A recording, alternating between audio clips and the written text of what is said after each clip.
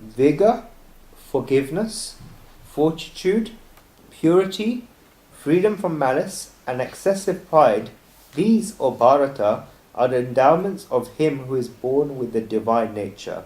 The first quality mentioned is tej, vigour. Scriptures give many different definitions of the word tej, vigour. Where does tej, vigour manifest from? If a person has divine endowments and is walking on a path of divinity, then you see a tej, vigour and radiance on their face. We say in simple language that how much is that tej, vigour? Where does this tej, vigour come from? Shankaracharya says that tej, vigour is maturity. This is maturity on the divine path. Maturity is tej, vigour. The splendour of the person is called tej, vigour. Saints say it very nicely that great saints do not make a show of splendour, but the splendour cannot stay hidden. The splendour always manifests. A wrong person has to keep trying to manifest the splendour through painting a picture or through costumes. They do such things, yet still try to manifest the splendour. We think that they cannot do so, yet we do, and therefore think they're special. This cannot be called tej, vigour. Tej, vigour is splendour.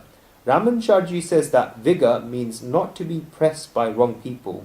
This is a person who does not get shaken by injustice and adharma, unrighteousness. A person with tej is one who says it clearly and opposes them clearly. This is inner strength. When something wrong is being done, then he immediately says that wrong is being done. This is called tej, vigour. There are very few people who have this courage. The reason for this is that the majority of people are like Mirzapuri Lota, who have no support. If something is going on somewhere, then they go somewhere else. They say that we wish to keep good relations with everyone. They do not go and say anything in front of everyone.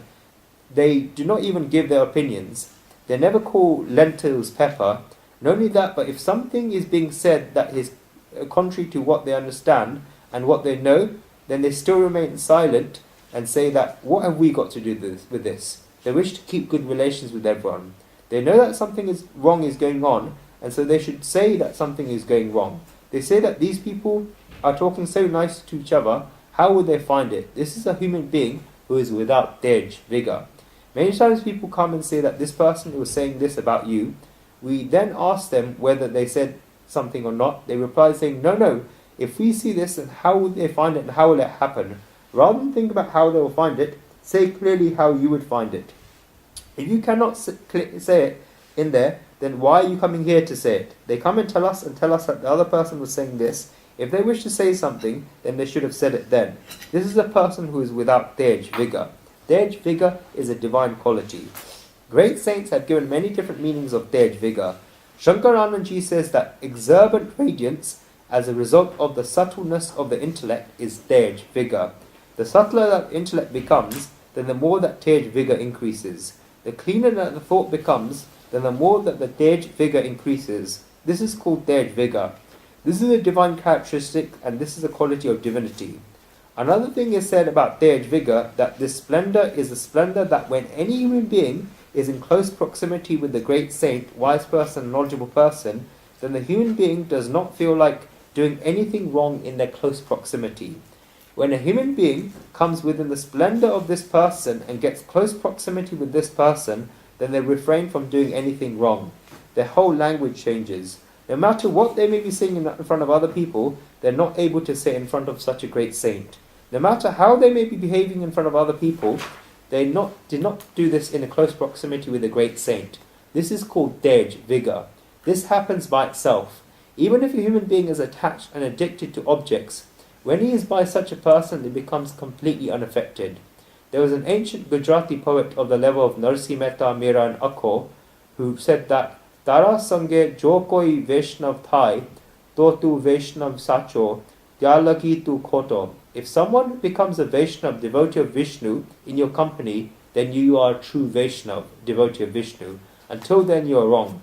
It is said in Sanskrit that ye papam shamyanti sangati brutam ye dana shungarino yesham chita mati na nirmatara yesham te bhagna vrata ye sarvan sukyanti prati dinam te vashnava durlabha grantavat gachandadvat gangadavat gange yava geyavat. One in whose close proximity, staying with, a person's sins gets reduced and one's wrong behaviour reduces, just like when one bathes in the holy river Ganga, one who donates like the trunk of an elephant, one whose thoughts are completely delicate like the sky, one whose vows never break like Bhishma, one who gives others happiness every day like a song, such a great saint is rare, and such a Vaishnav is rare. These are the qualities of a Vaishnav. What is a Vaishnav like? A Vaishnav is not one who puts certain types of dots on his forehead or only goes to certain types of temples. A Vaishnav is a worshipper of Vishnu and a devotee of the Supreme Soul. This is a Vaishnav. A person who walks on the path of God is a Vaishnav. Who is a true Vaishnav?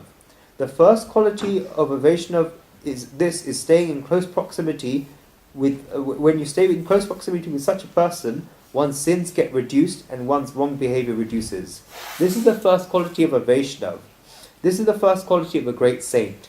How is this? Just like the holy river Ganga, when a person takes a dip in the Ganga, then the person becomes clean and pure. In the same way, if the rubbish in one's life goes far away by staying in close proximity with a great saint, then this is the first quality of a great saint. This is called Tej, vigour here. Then the other qualities are described further. Have you ever seen an elephant eating? It is worth seeing. I used to watch when I was young and I went to the zoo. You go and see the other animals and travel everywhere, and at 6 p.m. they make the elephant stand up. The ride would stop working at that time. They would take the elephants to its place for you to see the elephants, and I would get particularly concentrated. I still remember that they gave us pieces of wood that I could not even hold in my hands. I would hold those pieces of wood and the zookeeper would feed the elephant sweets and grass. What the elephant does is that he picks up the sweet with its trunk and scatters the sweet everywhere around it with its trunk first. If there is grass given to the elephant, then the elephant picks up the grass with its trunk and spreads the grass around everywhere with its trunk first. I found this very strange at first. This is because we are all taught in our houses that we should not waste any food and that nothing should fall outside our plate. We are taught this, and therefore we think that the elephant is very silly, that it's spilling everything around everywhere and throwing the food everywhere around it.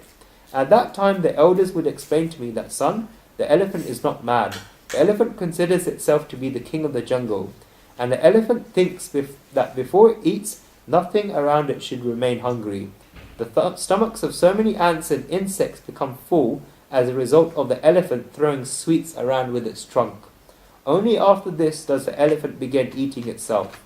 When one finds out about this, then one realizes about the beauty in the elephant throwing everything around it. When I grew older, then I understood this first, that one should donate money like the elephant's trunk.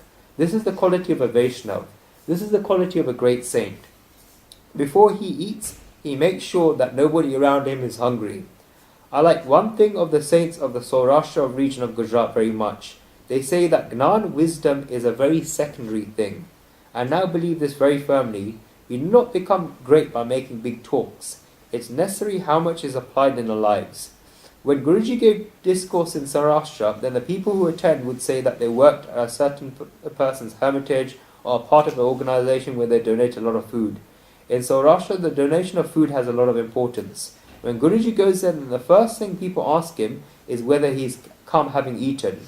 At the beginning he found this strange because this is not the only activity in life.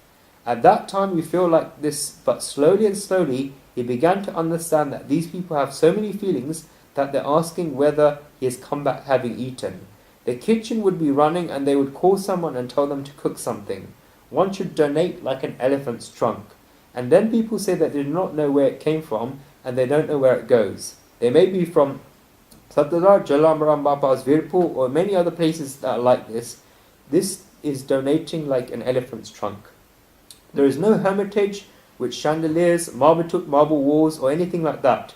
If you look at it from this way, then it's a very simple hermitage, but the distribution of food is constantly taking place. This is donating like an elephant's trunk.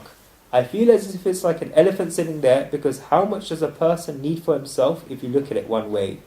The next quality is that their thoughts are extremely delicate. How is this? They are like the sky. If you look at the sky in the spring and summer seasons, then it's extremely clear. In the same way, a Vaishnav's thoughts are extremely delicate.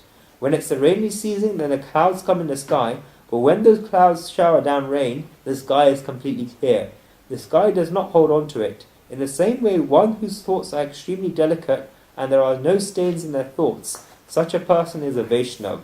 There are so many stains on our thoughts: Kam, Krodh, Lobh, Moh, Mada, Matsar, Ahamkar, desire, anger, greed, attachment, ignorance, jealousy, pride and egotism. Remember everything, for example, you have said this to me and I'll see to you. Such stains last us for 10 years.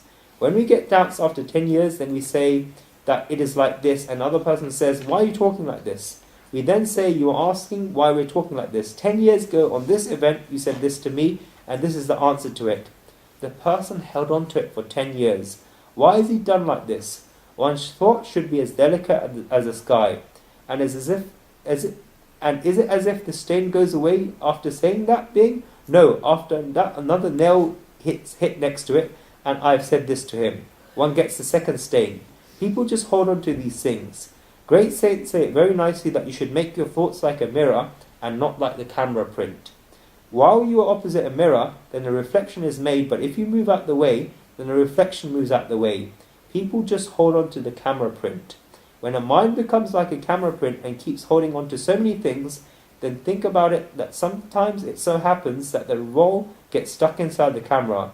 If you've kept the first roll inside the camera, then you just keep taking photos, and when 36 photos are done, we get happy that the roll is finished. We go to develop it and it gets developed.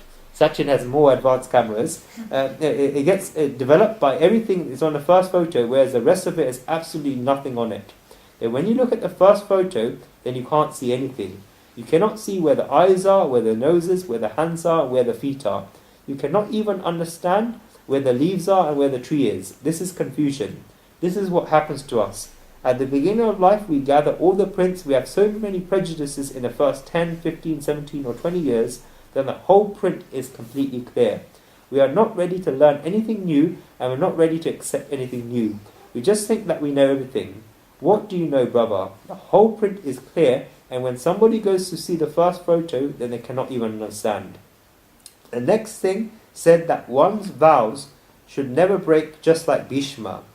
There are two vows in our scriptures, the vow of Shri Krishna and the vow of Bhishma. When people took promises in ancient times, then it was said in ancient times, and knowledgeable people still say, that I am giving a vow.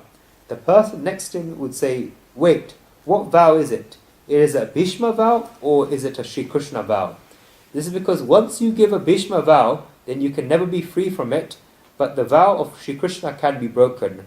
For example, Shri Krishna said that he would never pick up a weapon throughout the entire Mahabharata war. And when the circumstances arose, then he picked up a weapon. This does not mean I'm doing an injustice to Shri Krishna. Shri Krishna is totally justified in what he did.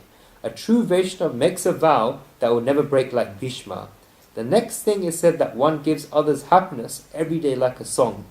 If you remember a song that you like from an old film, when you had gone from college and to watch a film, then after 20 years, 25 years and 30 years, you like it so much. If you hear it on a radio in the morning, then you feel so happy about it and sing it all day. This keeps going on. If a song from 30 years ago can give you happiness even today, and give you happiness for the whole day, and the Vaishnava is one who keeps giving everybody happiness. Such a person is a great saint. Nobody gets frustrated because of him. In the 12th chapter of the Gita, while describing the qualities of a devotee, Shri Krishna said, Yasmana dvitje loko lokani dvitje charya. He from whom the world does not shrink, and who does not shrink from the world. A true Vaishnava makes others happy like a song. A great saint is one from whom people did not get scared, but one from whom people get happiness. Such a person gives others an abundance of happiness. Such a great saint is rare, and such a Vaishnava is rare. This is what their Vigour is. Even when one stays in close proximity with such a saint, they do not feel like doing anything wrong. There are true reasons for which one's mind does not feel like doing one thing wrong in their proximity. The first is that his strictness is like this. For example, if a child is scared of his father, then the son would not smoke cigarettes in front of the father, but if the father goes away, then the child begins smoking. One can do this. This is not what is because this is priggish. You cannot do this through fear, but through conviction. What is the difference between this father and the great saint? When one goes to a great saint, then one does not even feel like smoking, and one does not even feel like going into addictions. If a son has been smoking cigarettes his entire life behind his father's back, and the father never finds out about this, then this is possible, but this is priggish. After coming into the close proximity of a great saint, it is not as if one's mind feels like hiding wrong things, but one's mind feels like becoming free from wrong things and like getting rid of wrong things. This is his stage vigor. You cannot call the father radiant, you can call the father strict. The father has strictness, but the father does not have effectiveness. That is why Dej vigor is important. This is a divine quality. And why does this come? This is because the great saint lives what he speaks. This is why this effect takes place. We have the word acharya, meaning that we see this in his conduct, and that this is why it has an effect. Gandhiji said that my life is my message. The rishis of the Taittiriya Upanishad said the following in the Shikshavali: Matur Devo Bhava, Pitur Devo Bhava, Acharya Devo Bhava, Atiti Devo Bhava. Consider your mother as God. Consider your father as God. Consider your teacher, Acharya, as God. And consider your guests as God. Even in the Jain religion, there is a Navkar mantra as follows. The Navkar mantra is Om Namo Aryantaram, Om Namo Sitaram, Om Namo Aranyaram.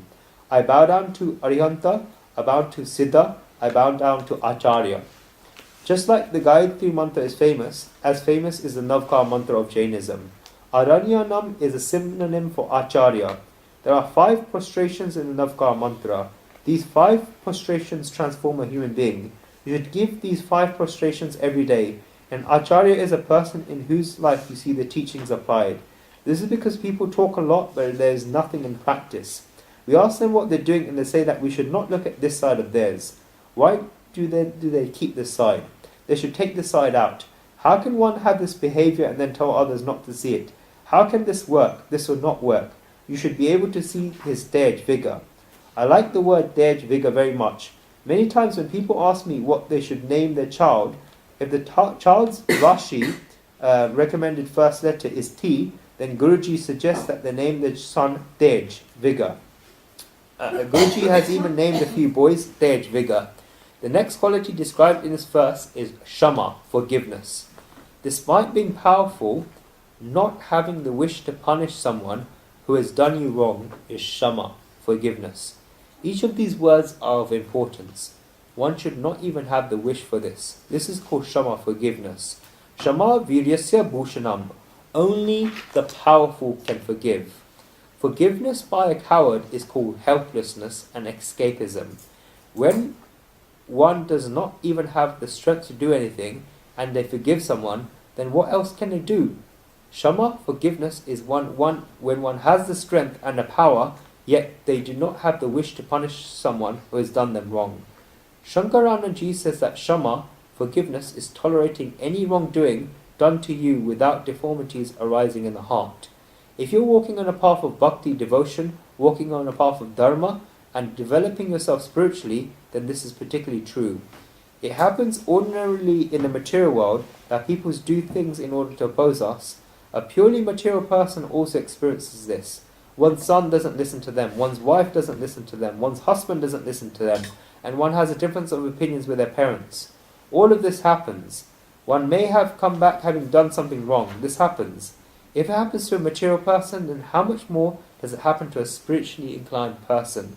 This is because the material person himself is doing wrong things, and despite this he cannot tolerate evil doing wrong to him. A person walking on a path of spirituality does not do anything wrong himself, and does very good deeds, yet all these wasps are flying around him. Not only that, but the sensitivity of a person on the walking on the path of spirituality is greater than the person who is material. The spiritual person is more sensitive. This is because he is more pure. The spiritual person gets more pain and gets hurt more. He must have the feeling of Shama, forgiveness. Third, a person on the path of spirituality has more strength than the material person. If this spiritual person wishes, then once he gets angry, then the other person's wealth and everything can go away. But he does not do this. He therefore has more powers. When the devotee is sitting by God and the conversation is going on with God, and if this person is given pain and just one tear falls from the eyes of the saint, God immediately realizes that my devotee is getting sad because of this. Whoever is making them sad You will not be able to find him anywhere in the world. He'll be finished. This is how much destruction takes place for him. Thank you. But if a devotee knows this, he does not form a habit of this and has Shama, forgiveness. There is the famous event of Christ when his crucifixion was going on. They were planting nails on him and he was getting this much pain. Was this Christ's fault? What was Christ's fault? Nothing. His thoughts did not meet with others, and this was it. People who had vested interest did not like it. And whenever you do some good activities, people with vested interest do not like it. People with vested interest have a scheme and a plan that has been going on for many years, that when a person is there and he's doing good deeds, they oppose that person, destroy that person, and after destroying this person, they put garlands around this photo. This is the activity of people with vested interest that has been going on for years. This is because after that, these people become there saying that we're putting garlands around them and therefore we're very good. While he was there, they did not listen to him, but after killing him, they put garlands around him. At that time, Christ said, O Supreme Father, forgive these people because they know not what they are doing. How great a Shama forgiveness is this. This is a very great quality to have. Great saints must have this quality. It's written in Sanskrit that Nastya Akarya Kadaryanam Nastya Akaryam Mahamatnam. A person performing wrong activities can do anything and go to any limits, yet for a great saint there is nothing that is unforgivable. A person performing wrong activities has no limits and can do anything, yet for a great saint there is nothing that is unforgivable, and a great saint forgives everything. In the last 100 years, why did Gandhiji get the name Mahatma? Because he had the feeling of Shama, forgiveness. The British people would beat him with sticks, yet this person would just stand there. And not only would he just stand there, but he would make many other people stand there. That is why his Tej Vigour came. And I will say a true thing, that only a person who has Tej Vigour can have the feeling of Shama, forgiveness. A person who has no Tej Vigour can never have the feeling of Shama, forgiveness. In the Western world, if anyone has understood Gandhiji best of all and has applied these teachings to give it to society, then that person is Martin Luther King of America. He was a representative of African Americans. A lot of crimes have taken place towards African Americans in America in the last 100 years. Martin Luther King was a revolutionary. In Atlanta, there is his memorial. Martin Luther King has only one principle. Europeans have harassed black people a lot. Martin Luther King would say that you can attack me how many times you want, I'll keep on tolerating it, and I would keep on tolerating it. The time of your wrong activities will end, but my attitude of forgiving you will never end. This is because I have an inexhaustible source of forgiveness which will never run out. I constantly keep doing it and keep doing it. This Shama, forgiveness, is a quality of a great saint. In the Varnaparva Book of Forest in the Mahabharata, it is said that forgiveness is the splendor of the splendid, austerity of the austere, and the truth of the people walking on the path of truth. The whole world has been supported by Shama, forgiveness. How has this world lasted? This is because there are so many people who give Shama, forgiveness. Otherwise the world would not last. If people did not have this attitude of Shama, forgiveness, then think about the fact that somebody or the other has caused detriment to us in some place or other, yet why did this person become saved? It is because we forgave them. If we had not forgiven them, then what would have happened? I say that just like there is a saying of the saints of Maharashtra, there is another saying that Bape Mara Ver, Pedyoti Chalya Ave. He did this to me, he did that to me. This has been going on for ages. This has been going on for ages. The circumstances are changing now. People just do not give Shama, forgiveness. Families get destroyed one after another in many ways. A person goes to jail, and when he comes out of jail, he remembers the poison that was inside him before. But ordinary people do not do this. They have the feeling of Shama, forgiveness. That is why the material world has lasted. God has said such a great quality of Shama, forgiveness. We do so many wrong activities, but a devotee goes in front of God and says, God, I want to be like you. I have made so many mistakes in life, Lord, and yet you forgave me.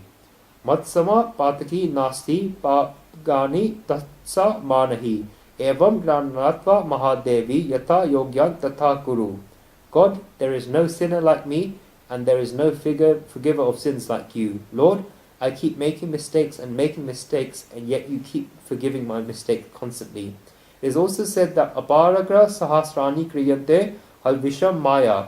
Every human being commits thousands of mistakes, but God is so compassionate that He keeps letting them live. Where does this feeling of Shama forgiveness become born from? The feeling of Shama forgiveness is born from love and hope.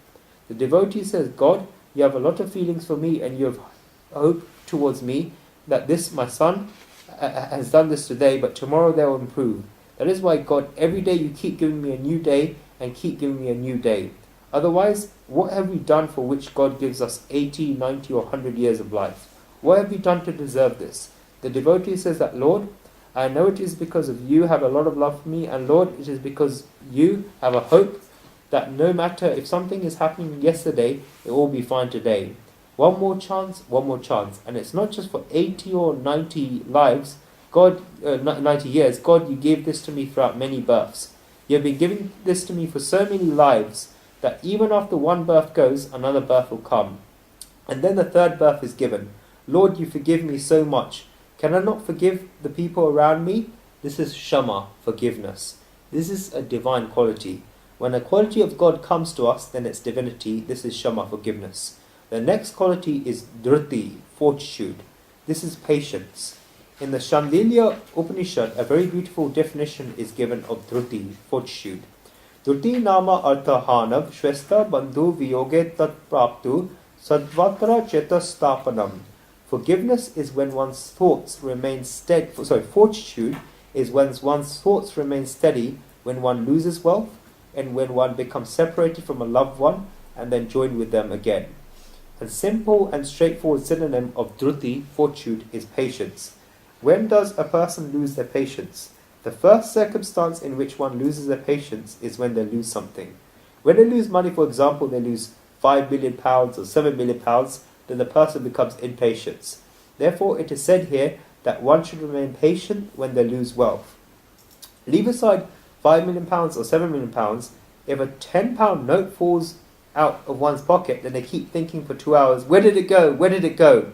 The person becomes impatient and runs around everywhere thinking, I put it there, I did this. One should remain patient when they lose wealth. Second, one loses their patience when they become separated from a loved one. There are two ways in which they become separated from a loved one. The first way is geographical separation, for example, when somebody is going out of town. At that time, patience is lost. Why do tears come out of our eyes when our loved ones are going? It is because our patience has run out. That is why tears come out of our eyes. Why do tears? Then the father's eyes, even when becoming separated from his daughter, is because his patience is lost. Throughout the entire wedding ceremony, the father has kept his feelings closed inside, but when the time for his daughter to go comes, then do they remain closed inside? No. One loses their patience when they become separated from their loved ones. The third occasion is when one gets separated from a loved one and then attains that loved one. When a daughter has reached her father's house, then in ancient times, she may not even have spoken to parents for 2 or 3 years, let alone meeting them. There are rules, for example, that the parents of the girl could not go to meet the girl. Then when there was an event such as a wedding in the town, then a daughter would know that her parents would come because one of their relatives was getting married there. When the parents are about to come, then the daughter is waiting there. Then when the parents come and meet the daughter, and they say that they're not staying for long, then the daughter says that she will have to put the kettle on because she has brought milk from next door. At the time of making that tea, when the daughter puts something in sweet instead of sugar, what patience is this? These are her feelings. When one has feelings towards their loved ones and they come back, then even that time the patience runs out. Therefore, when the balance is there and the mind becomes unstable, then this is impatience. One person has given a very nice meaning of the word dhir, patience. Di means the intellect and ra means to give to others. Therefore, one who gives their intellect to others is dhir, patience. There is no relation, but because I have written the word, I mentioned that we say that the word dhirnar in Gujarati because it means someone who gives. Di means the intellect and ra means to give to others. Therefore, one who gives their intellect to others is dhir, patient. Then we have names in Gujarati such as Dhirubhai. A person who gives their intellect to others is Dhirubhai. Dhruti, fortitude, is a very big quality to have. Dhruti, fortitude, is when one's thoughts remain steady in all circumstances, be it the loss of wealth, being separated from a loved one, or becoming rejoined with a loved one. This is the definition given in the Shandilya Upanishad. Sridhar Swami says that Dhrita, fortitude, is when one does not become shaken by sorrows and keeps their thoughts steady. When sorrows come in such a person's life, the person doesn't become shaken. Adverse circumstances are created, but one should not be shaken. Whenever I speak about dhir, patience, then I always remember an example from the Mahabharata. Pramita remembered this from Luton when he went there. When the Mahabharata war was over, the Pandavas were very grieved that they had lost their own people. In particular, Arjuna was very sad that he had lost Abhimanyu in the war. In Hastinapur, Arjuna took no interest and gave no concentration in ruling the kingdom. He kept remembering Abhimanyu, thinking, he was so young. He was only 21 years of age. He had so much potential, and what would have happened if he had lived? They killed him in cold blood. Knowing that Abhimanyu only understood how to enter a spiral battle formation, but not how to get out, and knowing that he was on his own, they killed him unrighteously. Arjuna got very grieved about this. Shri Krishna saw that as long as Arjuna stays in Hastinapur, then he will always remember Abhimanyu, so he took him away for a while to a different place in a different environment. Shri Krishna told Arjuna, let us go and travel around for a while. Every time it happens that when such circumstances arises, and if people sit in their houses, then they keep remembering this event. Therefore, they take them out of the town to a resort, and therefore they can make some efforts in order to try and forget it. Shri Krishna told Arjuna that we will go on a pilgrimage to a holy place. Arjuna said, fine, Lord. They left and went to many different holy places. After this, they sat down under a tree in a garden with a lake outside a city early in the morning. The sun was rising. It was twilight, and the birds were singing. Then Arjuna's gaze fell on a youth. In the garden, the youth was collecting flowers. As soon as he saw him, Arjuna thought that if Abhimanyu was still alive today, he would look like this. The boy would look exactly like Abhimanyu, aged around 21, with similar beautiful hair, eyes, nose, and everything. Arjuna remembered Abhimanyu. He kept looking at the youth, who was evidently a Brahmin, as he had a sacred thread around his body. As soon as Arjuna remembered Abhimanyu, tears started coming out of his eyes. Shri Krishna was watching all of this. All of a sudden, the youth started screaming and fell to the ground. Arjuna could not bear to see this, and ran and held the boy's head in his lap, asking, Son, what's happened? Liquid was coming out of the youth's mouth, and the youth said, I do not know who you are, and it does not matter anymore, but a poisonous snake has bitten me. I am the only son to my blind father, and I do not think I will live, so please could you deliver these flowers to my father for his worship, and please could you give him the news that I will not return home because a poisonous snake has bitten me. Arjuna said, No, do not worry, nothing will happen. He kept giving the youth reassurances, and the youth left his body. Arjuna's pain increased so much that the pain of losing Abhimanyu had not been lost yet. From looking at this youth today, Arjuna remembered Abhimanyu, and the youth was in this state. The tears that were there in Arjuna's eyes increased. Shri Krishna came and stood next to Arjuna and told him, Come, Arjuna. Arjuna replied, Where, my lord? Shri Krishna said to give the news to his father that the son has left the body. Arjuna said, Lord, I will not be able to go. I have lost my Abhimanyu and know what it feels like to lose one's own son. How can I tell the blind father that his son is no more? Shri Krishna said, You will have to go, Arjuna, because you have given a promise to a dying man. Arjuna picked up the bunch of flowers and stood up. They started a search. They saw a boy playing outside the city and asked them, Is there a Brahmin in this town who is blind and has an only son? The boy said, Are you talking about Yagnadatta? Keep walking straight, and when you see a parrot in a front lawn reciting hymns from the Vedas, then this is the house of that Brahmin. This is how learned he is. They went and heard the Veda mantras coming out of the parrot's mouth. They knocked on the door, and an elderly blind man came out saying, You have come back, son. Arjuna gave the answer that the Supreme Being Shri Krishna is here, and I have come with him. The Brahmin got so happy that Shri Krishna has come, said, I'm so grateful that you have come, my lord. There's a bed here, so please come in. My son has gone to get flowers, and he'll be coming soon. After he comes, then I'll worship you and I'll honor you. What a son, Arjuna said, that son. The Brahmin replied, I'll tell you about my son. What a son I have. The Lord has kept me blind for my whole life, but he's given me such a great son that my blindness from birth has stopped hurting. He is so nice. Arjun said, yes, your son. Arjunji, I am walking around with so much pride of what my son is like. He is only 18 years of age, but he's learned all the Vedas and can recite all the 4 Vedas by heart. In this whole town, there is not one boy who is enlightened as my son. Lord, it is with your divine blessings that I've got such a son. As soon as Arjun said the word son, the Brahmin would start a new sentence about his son. And the more he was praising his son, Arjun started thinking, how can I tell him that his son has left his body? Arjun looked at Lord Krishna, implying that he would not be able to tell this to the man. Shri Krishna tells him, Arjun, you will have to say it. As the Brahmin kept continuously talking about his son, Arjun put a stone in his heart's place and told the Brahmin, the son that you're praising is no more. He was gathering flowers in the garden and a poisonous snake bit him. He has left his body. He sent us to pass this news to you, and he sent these flowers. As soon as he said these words to the Brahmin, they were like lightning to him. He sat down immediately, and tears kept flowing from his eyes. His eyes remained closed for a few moments, and then he opened his eyes to tell the Supreme Being, Lord, did I not tell you that my son is special? Look, he has gone, but in going, he has given me the opportunity to see you, and so I could worship you properly, he has sent these flowers.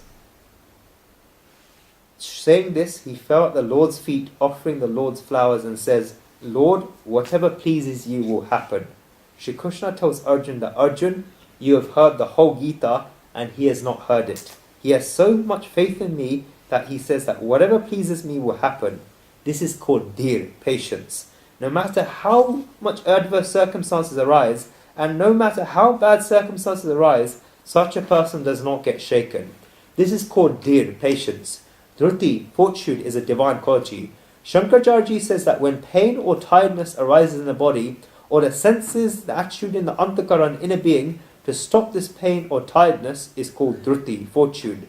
Ramanujacharya says a person has the quality of dhrutir when the biggest catastrophes arise, yet he does not stop from his goal and his activities and keeps continuing for his goal and his activities. Mahatmadhi apapi krata kratva avadhananam. This is the attitude of dhruti, fortitude, as a result of which no deformities arise in one's antakaran, inner being, as a result of pleasures or pains. This is a divine quality. The next divine quality is shaucham, purity. Shri Krishna mentions this quality over and over again in the Gita. In the 12th chapter of the Gita, Shri Krishna mentioned the quality shaucham, purity. Anapkesha shuti daksha udasino gatavyata. He who has no expectation is pure, skillful in action, unconcerned and untroubled.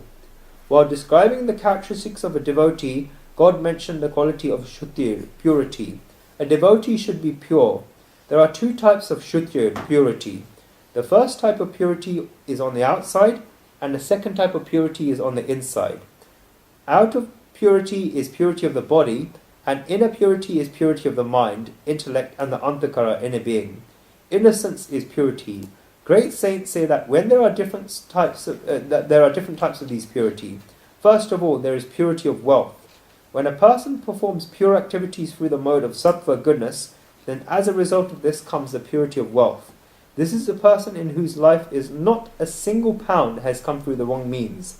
This person does business purely and knows that everything that comes to his life is as a result of the prasad, the oblations of the Supreme Soul, and comes surrendered to Shri Krishna. For this person, not a single thing can come from the wrong path. This is the purity of wealth. He eats food that is made using that pure wealth. Therefore, he uses that wealth for the food in his house, and this is the purity of food. That is why the food in the houses of great saints cannot be called junk food. It is an oblation. This is because each and every penny of the wealth, they have come from the right path.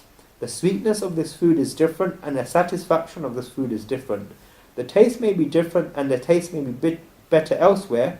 This is possible, but the satisfaction one gets from this food is a different thing altogether. This is a person in whose house each and every piece of food comes as a result of the path of the Supreme Soul and from the path of God. The power that comes in human beings having taken this food results in purity of conduct.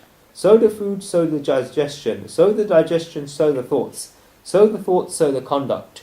Therefore the human being conducts himself accordingly. Then it becomes purity of conduct. Therefore wealth comes from the right path, and the food that is made from using that pure wealth is pure food.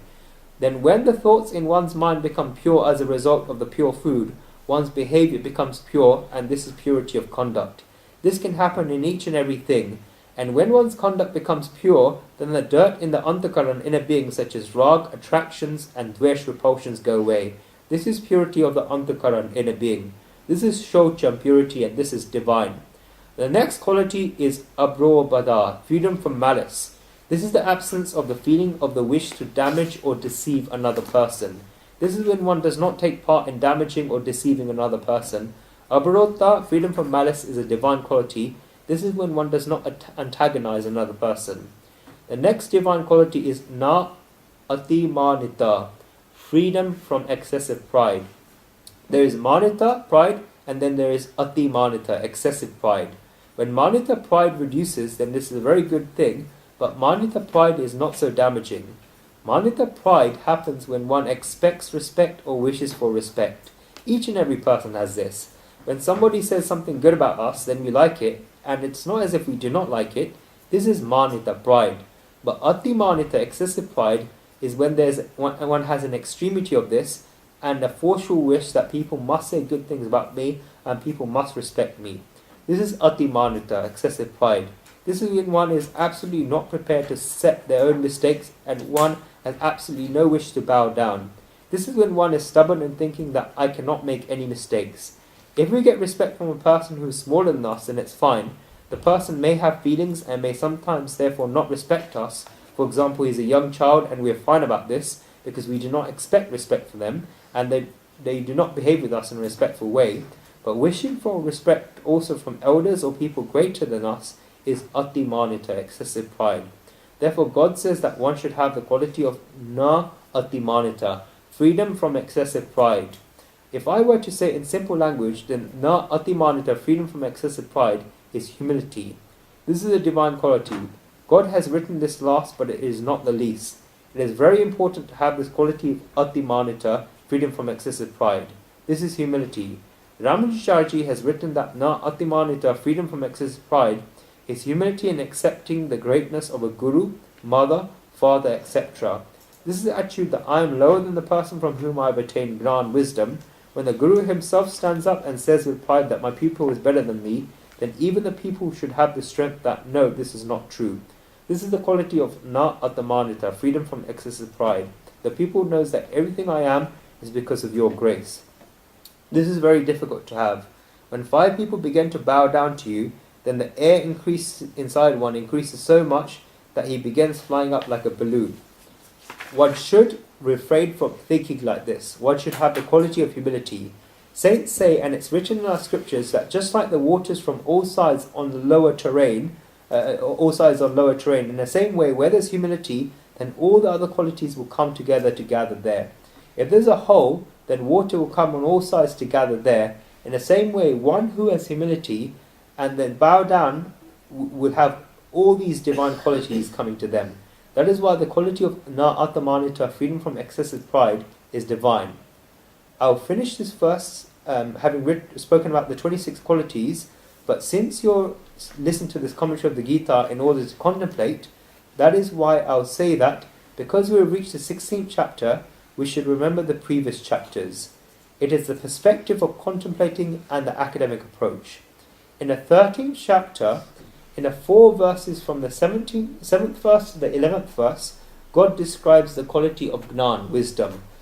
Amanitvam adambitvam ahimsa shanti ajavam acharya pasanam shocham steryam atma vinigraha.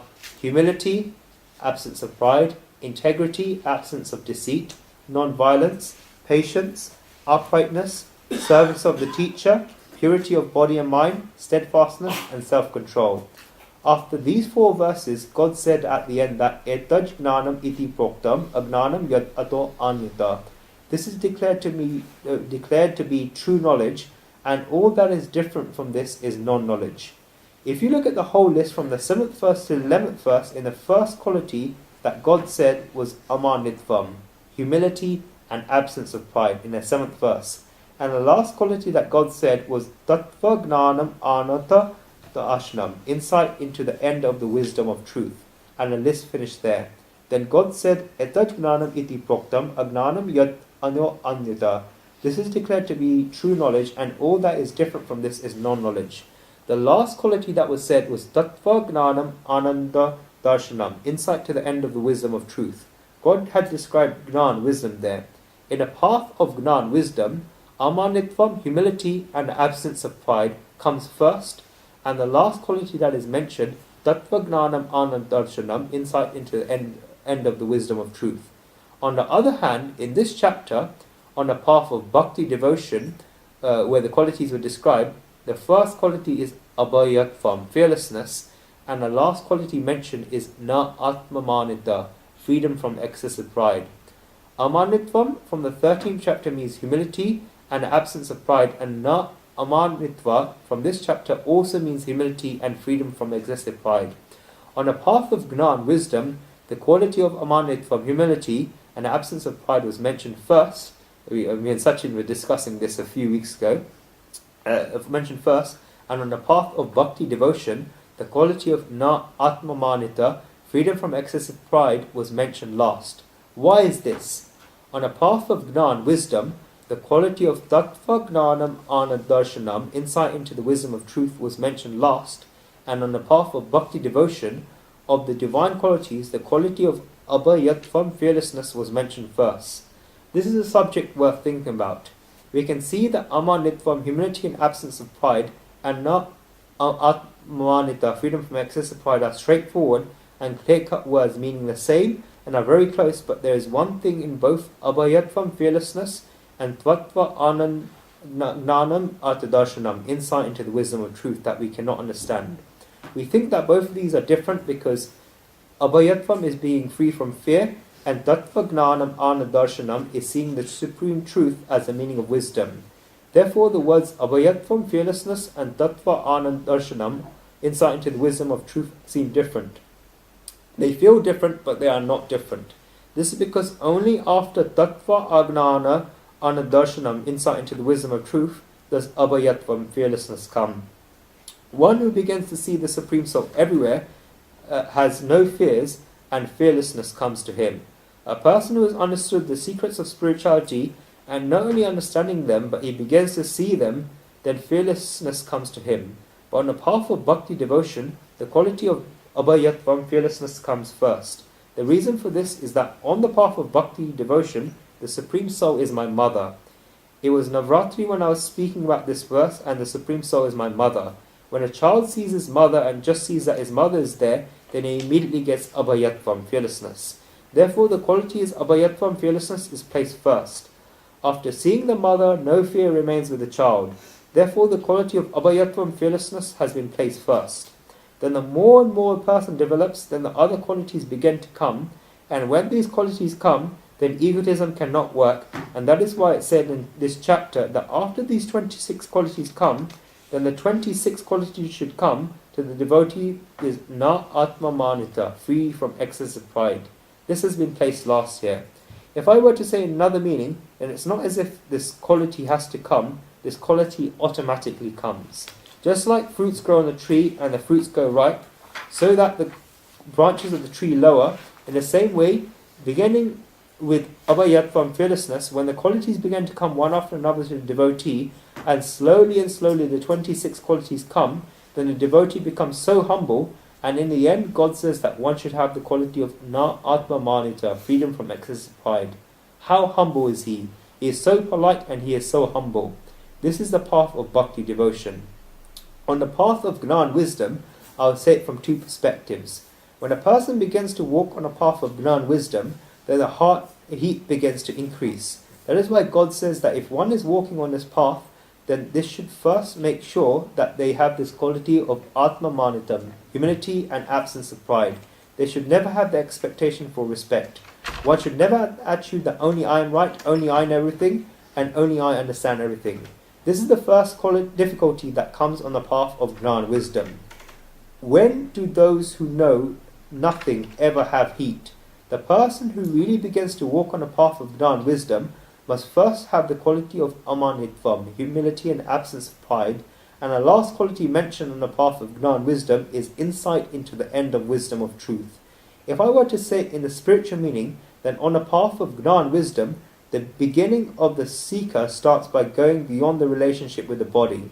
On a path of bhakti devotion, the identification with the body releases at the end.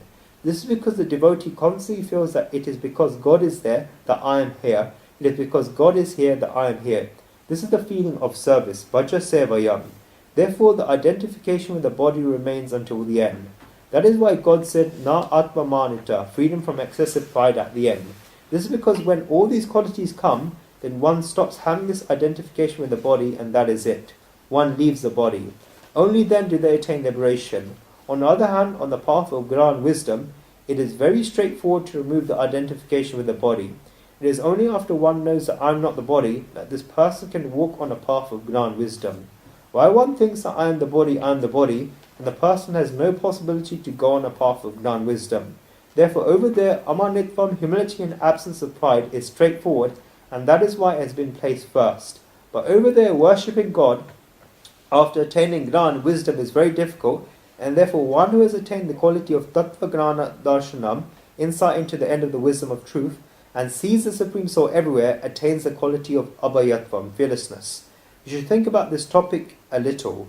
You will then be able to understand what the difference is. Sit down at home with the Gita Ji, reread the 7th to the 11th verses of the 13th chapter, and if you have written old notes, then look at those old notes, and then look at the first 3 verses of this chapter that you've just listened to now. Shri Krishna said, these are the endowments of him who is born with the divine nature. Who attains these divine endowments?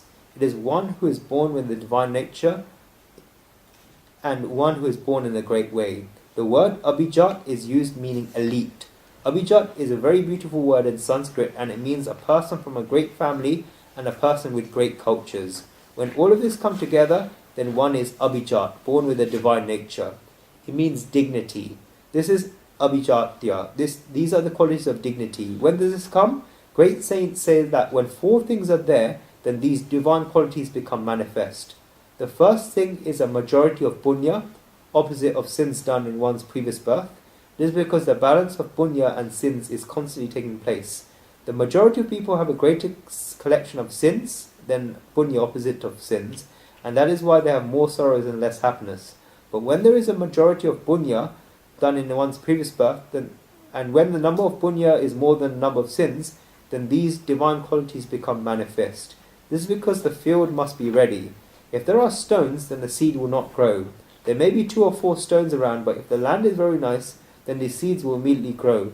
Therefore, the first thing needed is a majority of punya, the opposite of sins in one's previous lives and also in this life. The second thing needed is a majority of the mode of sattva, goodness.